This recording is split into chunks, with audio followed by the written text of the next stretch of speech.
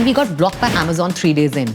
Oh. Because we had so much sale that the Amazon team flagged it as a spam or as a scam.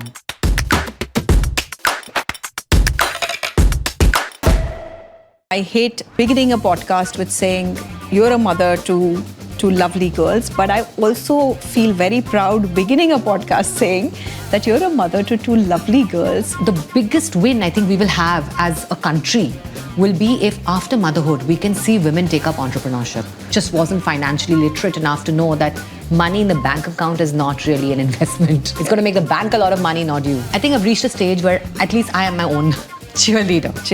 That's so important because, which is exactly what I say. Very rarely as women, we are our own cheerleaders.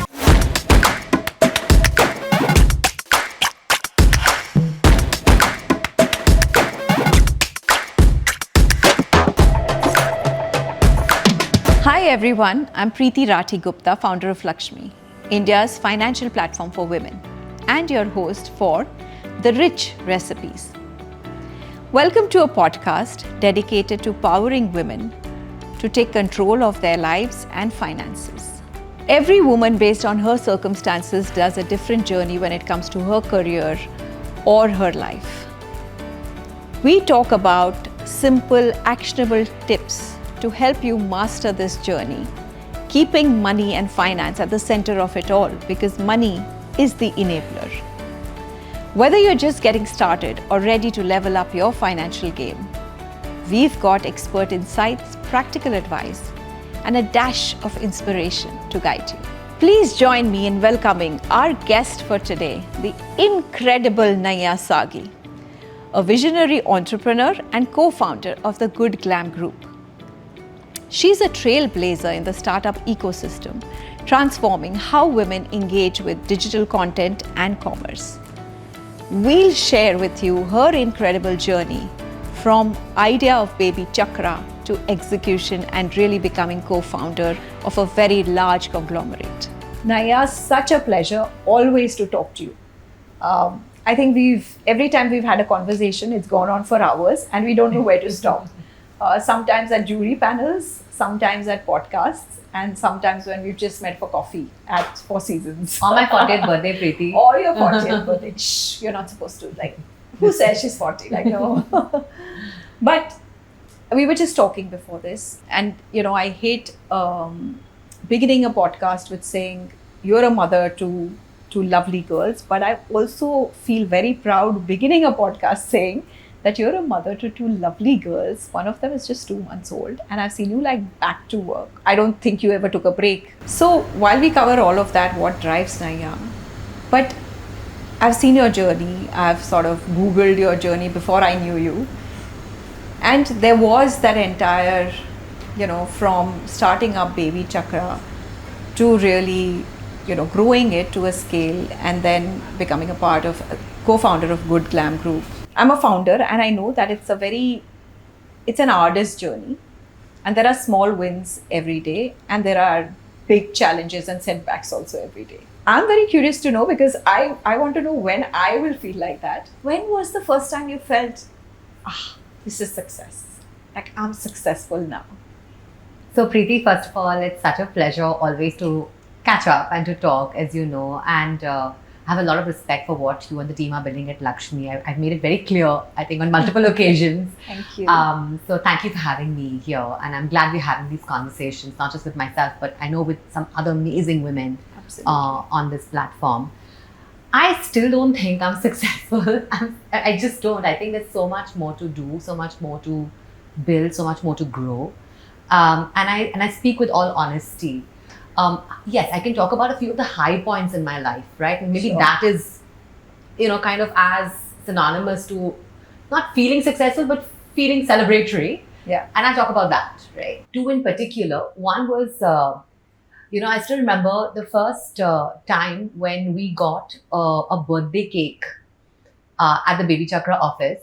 So, in Baby Chakra, which was my first venture, Preeti, it was a venture that was perhaps a little bit ahead of its time. But the premise was, how do you create a community of care at scale for mothers all over India. And at our peak, we had 25 million mothers, 10,000 doctors. We had a baby Chakra baby being born every 8 minutes.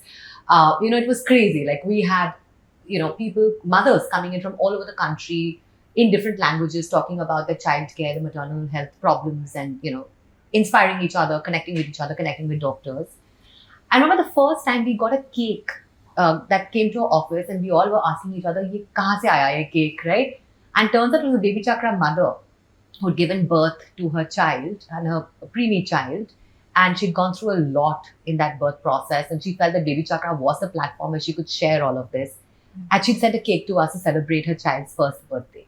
Wow. Right? And after that, I'm not kidding, Preeti, after that, every, I think, week, we would get about 10, 15 cakes come to our office for mothers who would celebrate their babies, the baby Chakra babies, right? So I think this was the first time I felt that, and as a team, we felt that we were creating something impactful. We were part of people's families, right? And that was close to the mission of us saying Ghar Ghar Baby Chakra. So that was, I think, the first point I felt like somewhat successful in our mission. The second was, and in all candor, when Baby Chakra again got covered in our merger with the Glamm group, with Glamm, in a Harvard Business School case study, right? And that was a very proud moment for all of us as a team. Because it was a moment where, of course, Baby Chakra had been built over many years, right, of a lot of work and ups and downs. And Harvard is my school, as is yours, right? Yeah. And to have your school and your professor reach out and say, we want to talk about your case and your journey, and teach it to students in future cohorts. And your journey also of the decision making on which way should Baby Chakra go. Should you merge with Glamm? Should you not? I think it was a very amazing moment for us. Where it was like, wow, I mean, and we were one of the very few entrepreneurs, forget like female entrepreneurs, but just Indian entrepreneurs to be covered in a Harvard Business School case study, right? Yeah. I think that was a very, very proud moment for the team, and we really celebrated that moment. So you did mention that, there are a lot of ups and downs in that journey.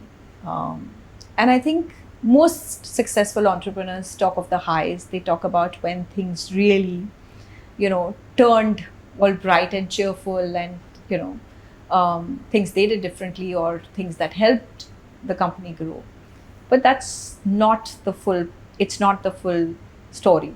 I know we're building Lxme. There are days when I actually tell myself, oh my God, like, are we doing the right thing? Mm-hmm. Why are we doing this? Will this work?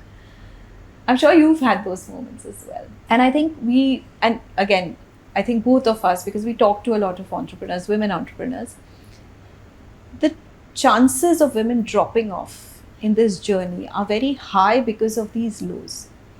There is an entire element of also, the financial strength, etc., to carry on that journey. But also these lows which actually make us doubt ourselves. I'm sure your lows would love for you to share, what these lows were. What did it feel like? What made you get up and say, okay, I want to keep going at this? So, I won't talk about the many, many, many times that we've been close to running out of money, because that, I think, is every entrepreneur's story, and, you kind of bounce back from it. I want to talk about something a little bit more personal, to be honest, Preeti. And this was when I was having our first baby, Arya. So I was a single founder at that point in time. I was building Baby Chakra still, right? Yeah. And when I found out I was pregnant, it was interesting, right? Because there weren't enough sort of mothers or pregnant founders in the ecosystem to really share that journey with, and to understand how, and to also have the role modeling, right? How do they come back to work, to know that they still go on to build extremely large, meaningful, at-scale companies, right? So there was always, I think, in the back of my head, a bit of a question. And also because in the past, I've shared this again very publicly, I've been asked by investors what happens when you become pregnant. And well, here I was pregnant, right? So there were always these questions about how my investors, how my board, how my teams, how my customers and stakeholders would react. I knew my community would react very well, very positively. But the other part of the ecosystem, and what was very positive was my board and my investors were extremely positive. They were like, oh, that's fantastic news, congratulations, and so on and so forth. And what stage was Baby Chakra? This was at Series A. Okay. So quite a critical juncture and fundraising at that point in time. Right? What was very, I think, tricky for me, interestingly enough, was there were a few people in my team, interestingly enough, who would ask me questions about, so what happens when you give birth? Like, will you come back full time? Will you be part time? What will happen to the company? And I found that extremely, honestly, demoralizing, right? I mean, I'm not talking about my entire team, but there were one or two people who would ask me these questions. And they're fair questions to maybe ask, but not expected after I've worked with them for so many months, right? Yeah. And interestingly so, and Preeti, again, I don't think I've shared this publicly. The day I gave birth, that day I had one of my key team members submit her resignation. Ouch. And it was on the back of maybe this very, very entrenched belief that, once you're a mother, your priorities are not on building, perhaps, right? Which is such a strange experience. And I still remember this, Preeti, such a personal moment for me. And my husband Sandeep remembers this so well. And he was trying to tell me to snap out of it. I'm holding my newborn, Arya, in my hands and I'm crying. Oh my God. Because I see this resignation letter in my hand, on my phone. And I'm wondering, it would be so different if I was a man, right? Yeah. Because if I'd given birth, if my wife had given birth, everybody would be celebrating in my team. They'd be like, oh, congratulations. No one would be doubting my commitment to what I'm out to build. So for me, that was actually, hand on heart, one of my lowest points. I'm still in touch with that person. Yeah. I wish her well. I've actually also been, she left the company, of course, after that. I've sponsored her since. But it just goes to show how deep I think some of these biases run. Correct. Even in teams that we run. Yeah, and for those of you watching, when you're raising or when you're around Series A fundraise is the time when the company's scaling towards growth, right? It's that the hockey stick moment, and at that moment to deal with so much, I actually have I hear you, and then what prompted you to come back and say, okay, we'll leave this behind? Planning to, Preeti. No, not as in not come back to baby Chakra, but recover from this. And it is, it's an emotional setback. Yeah. And well how said. do you? Yeah, it was an emotional setback. And how do you get over it and say, okay, I want to, I'll leave it. I put it behind. My biggest learning, and that taught me a lot, was that there might be naysayers and many of them in your journey, but there are more than enough people who also believe in you. And I looked to the rest of my team and of course to my board and to, everybody else who believed in me, who believed in what we were out to build, who believed in saying that it doesn't matter. One person doesn't believe in you out of maybe 10,000, right? So go forward. And over time, I think I was also a younger entrepreneur then, Preeti. One thing I've also learned over time to do is, regardless of, even if those 10,000 don't believe in you, eventually you have to learn to believe in yourself. And I call this, in my lingo, right, the reservoirs of self-belief. So you keep on building your self-belief, and what you mentioned, right? After each win, after each time you feel you've done something impactful, after each time you feel you've created value, you hold on to that memory and you build this reservoir of saying, I can do it. Right. So regardless of if no one believes in me, I think I've reached a stage where at least I am my own cheerleader. That's so important, because which is exactly what I say. Very rarely as women, we are our own cheerleaders. We are always looking for validation, encouragement from people around us.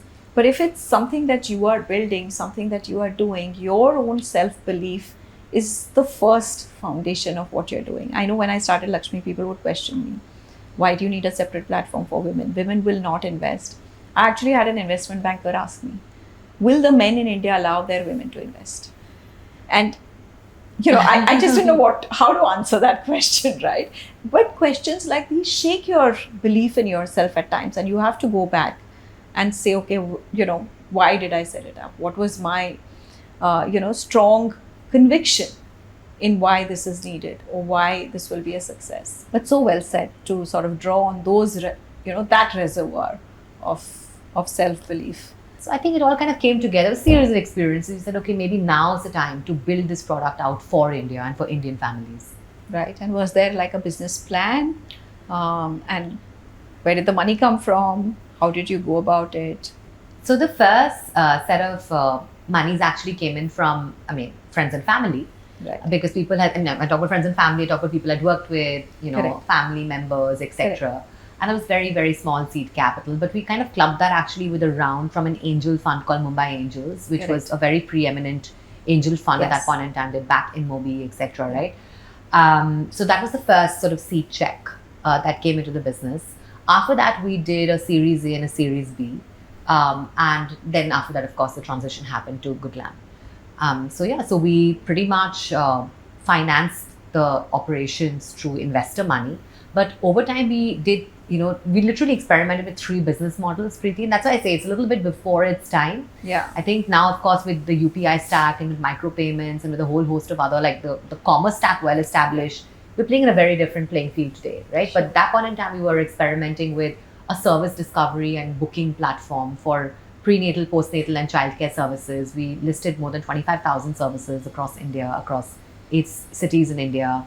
We tried to monetize them, but then we didn't have UPI, so it was mainly cash payments. So we pivoted very quickly to then creating a marketplace. And then with the marketplace, we realized the margins are very lean. And the third model where we found a very strong product market fit was in our own product launches. Yeah, fabulous. So I always say this, that women are actually born, they have the attributes of an entrepreneur, because life and your business or your company never goes as you plan for it, right? There are a lot of hiccups. And I think as a mother, you always say, okay, you've planned your day and suddenly your child is not well and you're like, oh my God, like plans change, right? Last minute plans change.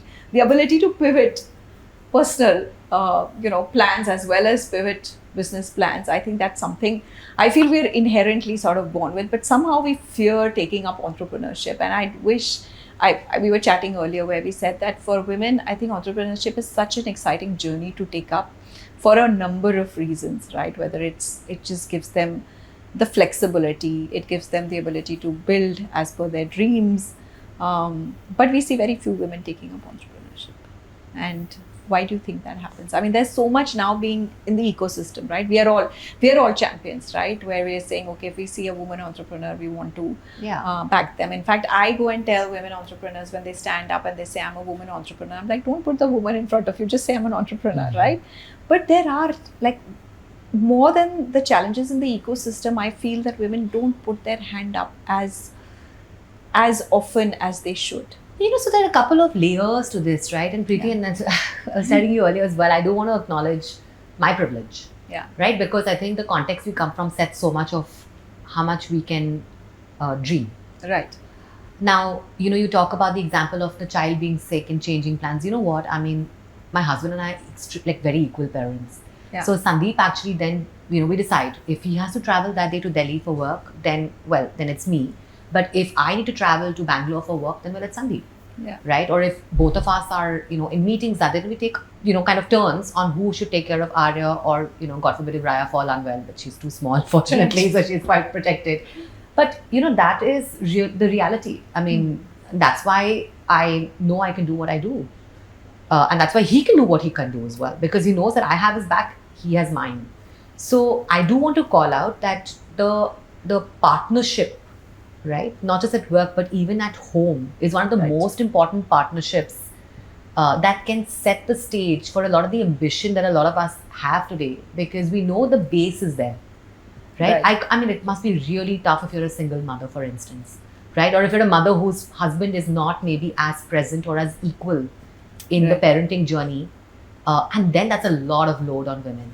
Right, so I think that's the first piece I want to kind of just unpack a little bit, right, and call out my privilege here, call out my situation and context here. I think the second piece to this is, you made a very interesting point about why don't women raise their hand, and I think it's a function of a bunch of things, and I think a lot of women do as well, But I think it's a function of knowing that, that once you raise your hand, your voice will be heard. I'll give you an example. There's this association which now I've had, you become a part of it, right? Of the Mumbai Tech Entrepreneurs Association. Correct. Right. Now I raised my hand to stand for elections to the governing council.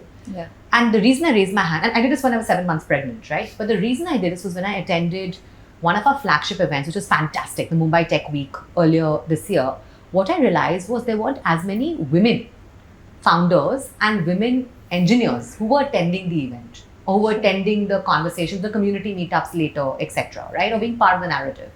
And that troubled me. I've been a woman in tech first, from the very beginning, right? I've been doing product, I've been doing like working in engineering teams, etc. And I was like, there should be more of us, because if there are not more of us, then how do we make that change, and how do we set the narrative for all the younger engineers who are coming into the fold that it's possible to be a leader and to be a woman leader, right?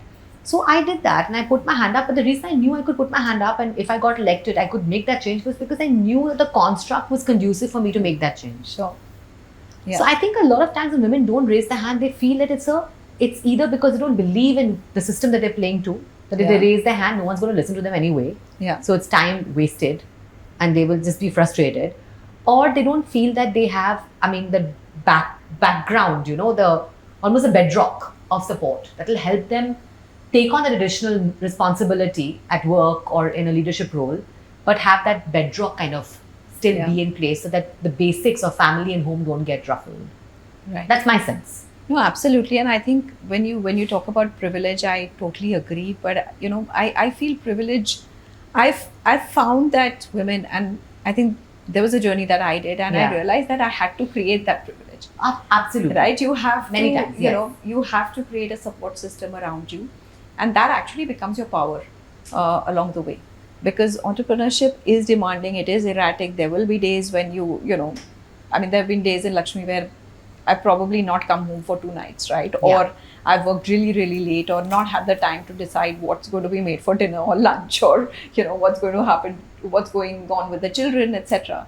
And I think it definitely needs, and I actually had a question on Sandeep, but you've said it so beautifully and put it out there, to have that equality in the true sense is a privilege. Yeah. And unfortunately today. Unfortunately. I hate the fact that I have to call it out as a privilege when it should be a very basic right that every couple should have or every partnership should have. Yeah. And since we're talking about money, we're going to come back to a little bit of the money question, because that's what we want in our conversation for women to learn, that managing money is also a journey. It's not something that you are born with. It's not something that you just have given to you on a platter.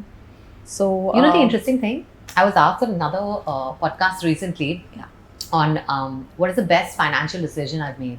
And you know what it is? It's actually making my mother my money manager. Wow. So she's actually a civil servant, retired civil servant. And now she's on multiple boards, etc. But because she has so much time, she's really been studying the stock markets closely, and she's been, looking at property investments very closely. So she actually has access to my Demat account, and she basically handles all my investing decisions. Wow. And it works better because, obviously she has my best interests at heart. Yeah. And she's very, very clued in because she's very, very well read and very into like these conversations. Wow. Works well. So maybe have an India full of women like your mother who are role models, where girls are looking up to the mothers to say, okay, manage my money for me. Yes, or this is my idol when it comes to managing money, right? Amazing. So I'm going to ask you some questions which are obviously off the, you've probably never had these questions being asked to you, but would love to hear your thoughts on, for example, imagine your bank account as a person. Okay. Their growth story. How was it when you started? So how was that person feeling when you started this journey, over this journey? And how did it, what were the highs and lows of this person? This person is your bank account, right? So it's sitting there and it's dependent completely on you, because it's looking at you, Naiyya, and it's saying, oh, am I well fed, not looked after, or these are great times. No, so my bank account always remains a seed stage entrepreneur, to be honest. And part of it is just the way life is, but part of it is actually also through very purported intent, because money just sitting in the bank doesn't really do much. Yeah. Right? So when I say bank account, I essentially mean assets. Okay, then that's a different story. Let's talk about that, right? Yeah. So now when we begin our journey, essentially it begins with that bank account, right? And of course, then the bank account is like the the father, no, the mother, to everything else that it owns. Got right? it. If you mean asset-wise, then I can tell you a little bit about that journey. Yeah. So assets-wise, for the longest time, very seed stage entrepreneur levels, and then goes on to becoming, I think a little bit wiser and certainly maybe a little bit richer from a perspective of, then having the liberty and having the flexibility to figure out what kind of assets it wants to invest in, right? So then looks across like your equity markets, which of course have been doing extremely well. Yeah. Fantastic bull runs there for the most part, and hopefully they continue. Looking at a more safe sort of a structure with your mutual funds, relatively safe because I do have 2 children now to watch out for. Yeah. And also looking at kind of giving back and being part of the entrepreneurial growth story by being an angel investor. Wow. So having a couple of investments in very risky, but also something that I know is either going to be like a 100x story or going to be a 0 story, but something that certainly gives back to the community. And the 4th piece is also a little bit of security in terms of investments in real estate. Okay. So that's the broad construct of how this persona of my asset portfolio really looks like. It's still learning. Yeah. I don't think it's learned enough. For instance, I haven't invested in any international stocks yet. Okay. And I've seen my husband now start to put his feet into, looking at the US markets and figuring that out. Not done that yet, largely Indian stocks. So Right. I think a lot more, appetite and willingness to grow as well. So good news there is that the Indian stocks will continue to do far better than any other country and any other stock. So you're well said there. But my question, did you take investing lessons ever? Like, did you go and study investing? No. Because what you've just said is an ideal way to look at investments. Oh, It's is to it? look at growth. It is to look at that mix of security, then to look at what would be the needs of your children and allocate money. And My trust mother, me, Preeti, this is my See? mother's advice. See? I'm not kidding you. It's literally, I just sat with her and I've brainstormed, and then Sandeep and I, of course, discuss a lot on how to allocate our monies. Correct. And that's really the result of this. Yeah, see, I mean, I say this all the time that I think as women, we don't even need to take these lessons because we're in our head, we're always thinking of scenarios, we're thinking of everybody, we're thinking of everything. And it's not just me saying it and you proving it. It's everybody, right from Warren Buffett to everybody saying invest like a woman. And there's a reason for it, right? And for all the women who feel that where do I take that first step is to just think logically, right? That what are my immediate needs, where I have money. And I love the giving back aspect because that's also very unique. It's that empathy, right? That just sort of comes in. There are 2 things I wish I could do more of, and I should do more of. One is I've realized that we're not as insured on the healthcare side as we need to be. Sure. And especially now with the second child, I think that needs, and also with older parents and, not just older parents, also like for instance, my nanny who raised me actually stays with us, right? So there's a lot more of an ecosystem of healthcare, including for myself and my husband, that we need to be more cognizant of and invest more in and have like a richer sort of a coverage, right? Yeah. And the second is we've started giving back to causes we believe in. For instance, an amazing orphanage in Bombay called Bal Asha. We've been contributing for many years now, even when I was technically a seed stage entrepreneur. Right. But there are a lot more opportunities to give back, which over time I think we're exploring and figuring out like great causes to give back to. So I think these are the 2 places we need to do better, putting it bluntly. So again, stats, we did this Lxme Women and Money Power study, which was across middle income India, women in middle income India. Almost 70% women did not have a health insurance. There you go. And these were a mix of working women and non-working women. And it was shocking, right? What happens if you fall ill? What's going to happen? Yeah. You'll have to get into your savings, dip into your savings to then, pay off your medical bills. But you're absolutely right. I think insurance, we are in India very underpenetrated, but for women, it's even more critical. More so. Because, our health in terms of the life stages that we go through and the fact that our lifespan is slightly longer than that of men needs for us to be, aptly insured on both health as well as on life. And on the other aspects, we can sit after this and we can chat on Would everything love to. else. Yeah. Would love to. And I think the giving back, we always say this, Naiyya, that when a woman manages money, and of course, it's not just you, it is you and Sandeep, but you have a say in it. I think the money does come back into family, children, and society. So only good things happen when women manage money. So I would you've think so too. Yeah, totally agree. Career myths that hold women back. What are the top few myths you want to break for our women listeners? Actually, all listeners. So many. I mean, there's this whole perception that entrepreneurs come from a certain background, especially in India. And I was combating that when I moved back to India as well, which was, at that point in time, I remember Powai Valley was like the place to be, and everybody who was starting up was from the IITs, right? And here I was, like, undergrad in law, and of course an MBA, which kind of gave me a little bit of street cred. But I think the biggest sort of myth to bust is that you have to come from a certain background to be an entrepreneur. You certainly don't. You certainly don't. Right? Absolutely. You need to just have your basic business chops in place. You need to be, we need to take the risk and the plunge. It requires of you. And, know that the journey of entrepreneurship is a journey of immense value creation, but definitely fraught with a lot of lows. So you have to be extremely resilient to that journey, right? And of course, the fourth piece, which cannot be undermined, is have unique insights into the customer base that you're looking to serve. Right. Because if you have that, then you can build a truly differentiated business. Right. So I think that's the first myth I really want to bust. And because of that, right, the work I do with team, the work I do with the Harvard Alumni Entrepreneurs Council is to basically say you could be from any, I mean, these are all privileged, of course, constructs today, but like to kind of talk about the journeys of members of these, these organizations who don't come from a privileged background, but are part of these and have built businesses out at scale, right? And Sure. talk about those journeys. So that's the first piece. And I think the second piece is, and you know this so well, Preeti, you were part of the podcast as well itself and the movement itself, which is that motherhood is not the end, it's actually the beginning for many women, right? Which is where they find a second innings.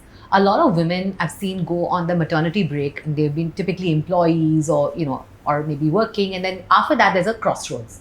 They either say, I want to go back to a job, or they say, I don't want to go back to a job.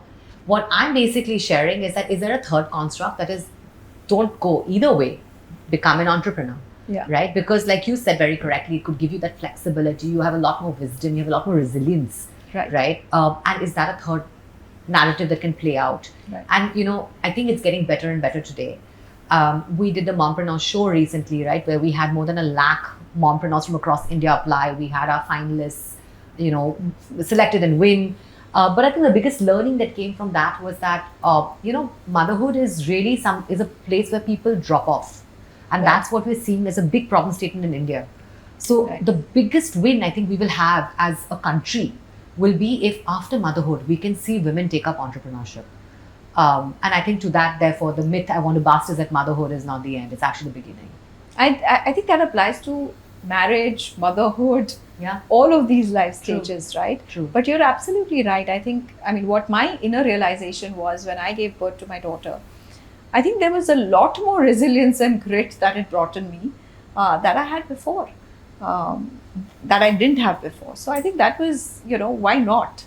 But that's great. Thank you, Naiyya, for sharing that. I hope everybody listening in, finds that very, very inspiring. And I know that a lot of women at this crossroad of motherhood are thinking in their head, what now?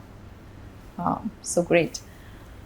Okay, and then we come back to our financial session. Okay. Right? Yeah. So I should have had my mother sitting next to me. That's actually. yeah, call I a need friend, call a mom. Call a Okay, mom. actually, that's a great thing we should have on our. Instead of call a friend, call a Yeah, mom. call a mom. So for anything financial, call a mom. That's our dream. Super. So imagine you could invest in any one asset class for the next 5 years. Which one would it be? I'd continue to invest in public markets. I'm a big believer in the India story and the India growth / consumption story. Yeah. Right. So I think it's only going to do better from here. And it's a place where, you kind of see your money adding value as well to the nation.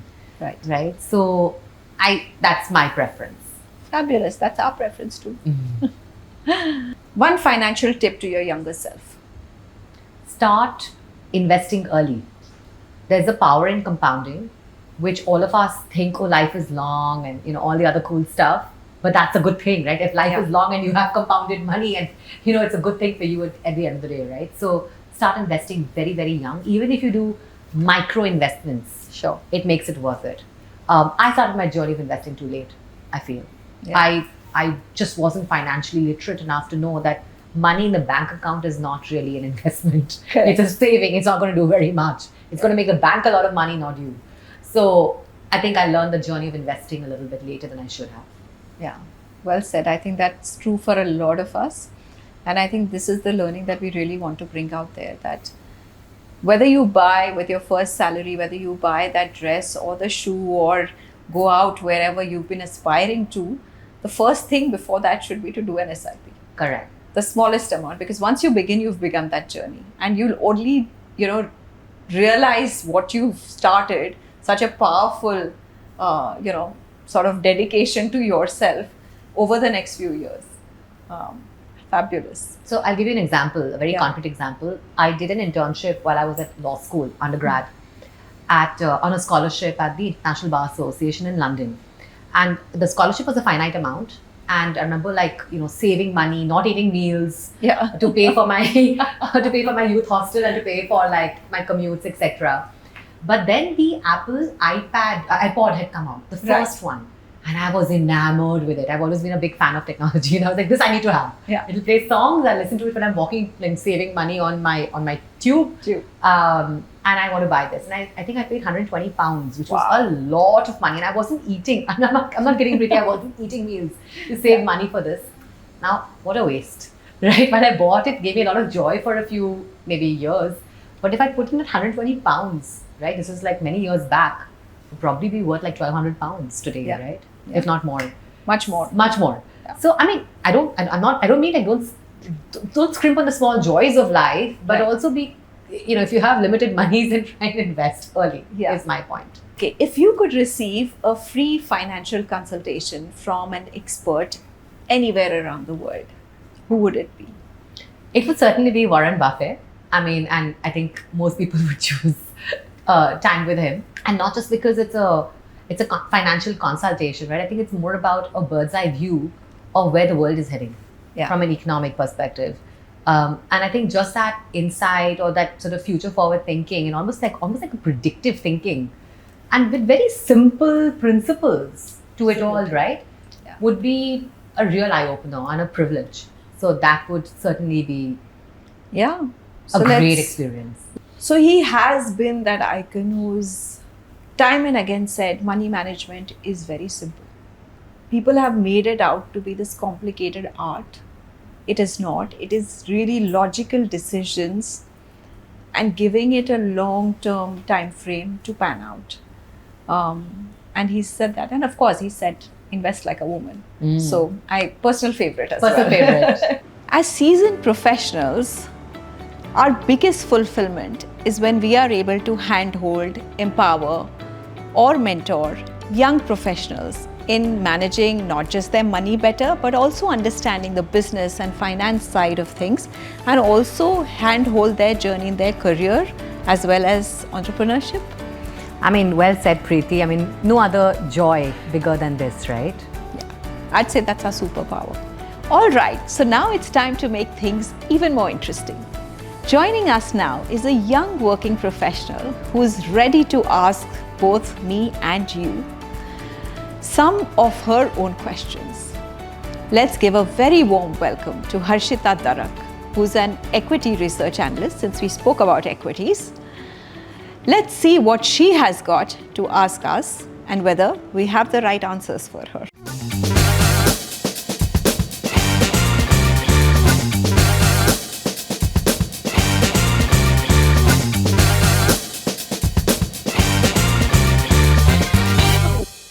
So, hi Preeti and hi Naiyya. So, my question is to you, Preeti. So, many of us feel that, the basics of finance should have been a fundamental part of the school education system. But looking back, do you think finance or financial literacy should be added as core subjects in school? Absolutely. I think we really need to move policy, literally lobby for it, because there are two reasons for it. One, finance or money management is a life skill, right? Money is an enabler. Sure. It's as good a life skill as any other that we learn. Second is that we learn a lot of it via mathematics or things like compounding, etc., but we don't learn the application. And which is why it remains very theoretical knowledge, but it's very important to start teaching. And I'll give you an example. Even as early as maybe your 3rd or 4th grade, when you learn compounding, which is actually really like compound interest or multiplications, that's where you instill those examples with money multiplication, compounding, that if your money was to, if you multiply it by 8 versus multiply it by 12, and then say, okay, that's the percentage, what is the difference that does it make? And give real life examples, like if you put your money in the bank, in a savings bank account, versus if you put it in a fixed deposit, versus if you put it in a place which gives you a 12% interest or a return, what does it do to your money? So I think it needs to be imbibed as part of curriculum for sure. And the third most important reason, which I feel, is that just like you learn science, you learn math, you learn everything from early years and in a very gender neutral way. I think if money is taught also in a very gender neutral way, that mindset that men should manage money and not us as women will correct itself from early years, right?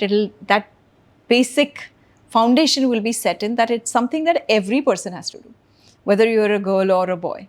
So I think definitely, I totally agree with you. It should be, and we're hoping it will be. Definitely. Thank you. That was a really insightful answer. And you rightly said that picking up from the base, or, talking about the roots, imbibing it in the roots is going to go a long way. And then I would like to come to you, Naiyya. So I've been seeing you have been, working in different, you're picking up different businesses. Your entrepreneurship journey has gone a long way, and you have been in this industry for quite some time. So I would like to ask you that, if we talk about there are various skills required when it comes to building a business or, working on your journey. So is there any particular skill or a personal value that has been a key driving force in your business? So, just this weekend, I was actually talking to a bunch of amazing, really bright kids in a webinar where they asked me a similar question. Right. And you know what I shared with them, and I'm going to share with you as well, is that in India, especially if you're building a business, there's a lot of value to unlearning hierarchy. Unfortunately, fortunately, I don't know, in India, we grew up with this sense that someone who has many more years of experience, and you've also effectively kind of carbon dated my entrepreneurial journey here, right? But years of experience or, coming from a certain background would be wiser or more knowledgeable. Or, you need to be, almost like reverent of them. Yeah. I would really strongly say as an entrepreneur, many of us are first generation entrepreneurs, right? Unlearn that deference, have respect for everybody, but unlearn that deference, because in doing that, you kind of unleash a lot of potential in yourself to take on a bigger risk, to set a new narrative, to set a new way of doing and building, right? That is very different from what maybe has been done earlier. I think that for me is something, by the way, I'm still learning myself, but that's something I definitely encourage in the next generation, and especially a lot of first generation entrepreneurs, which is where India is headed today. And that's such a hard one to do. Yeah. Because all around you hear people saying, but this is how it is done. And I have experience, and Correct. I'll tell you this is what Correct. I know, right? And invariably you start doubting yourself that maybe I'm not thinking right. And right? Preeti, that by the way is not just an age-linked thing or an experience-linked thing. It's also where the money is concentrated linked system, right? So, you look at how, I've done this and I've faced this many times. When I'm pitching to a VC or I'm pitching to someone who has control over where honestly monies will go, I find myself somehow like losing confidence. I feel like a little bit more differential when, the reality is we're all partners in this journey. So when I was sharing this with the students online, right, it also made me introspect a lot and say that also the moments where I have probably been differential, where all I need to show is respect. Right? And unlearn that sense of hierarchy that comes from age, that comes from financial status, or that comes from experience. So thank you so much. Thank you for making me a part of this, and I've definitely gained a massive amount of insight just with a few minutes of conversation with you all. So I really thank you, and I'm really looking forward. Fabulous, fabulous, Harshita. So that's all for today's episode of The Rich Recipes. I hope you enjoyed our insightful conversations with Naiyya Saggi and feel inspired to take charge of not just your financial journey, but your life's journey. Remember, it's never too early or too late to start mastering your money or to take on the life's journey that you've always aspired to or dreamt of. As a woman, our journeys can be very different from each other, but each one as powerful. Don't forget to stream this episode on YouTube, Spotify, or your favorite podcast platform. And if you're ready to take the next step, download the Lxme app now. Stay confident, stay powered, and keep building your financial future. See you in the next one.